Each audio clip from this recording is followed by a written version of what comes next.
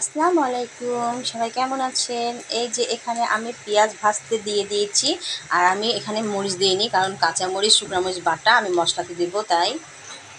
আর এই যে এখানে আমি মশলা রেডি করে রেখেছি, সব মশলা দিয়ে আমি একটা পেস্ট করে রেখেছি। আর এখানে আমি শোল মাছ আর এই যে কয়েকটা ছোট আপনার জিওল মাছ ছিল, আমি জলপাই দিয়ে রান্না করব।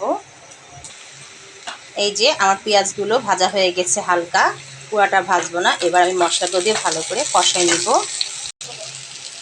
মশলার ভিতরে একটা আলু কেটে দিয়ে আমি মশলা দিয়ে দিলাম, দিয়ে যে আলুটাকে কষিয়ে নিলাম। তারপর এবার মাছগুলো দিয়ে ভালো করে কষিয়ে পানি দিয়ে দিব, তারপরে জলপাইগুলো দিব। যারা যারা আমার পেজটাকে এখনও ফলো করেনি তারপর ফলো করে দেবেন, লাইক শেয়ার কমেন্ট করতে ভুলবেন না প্লিজ।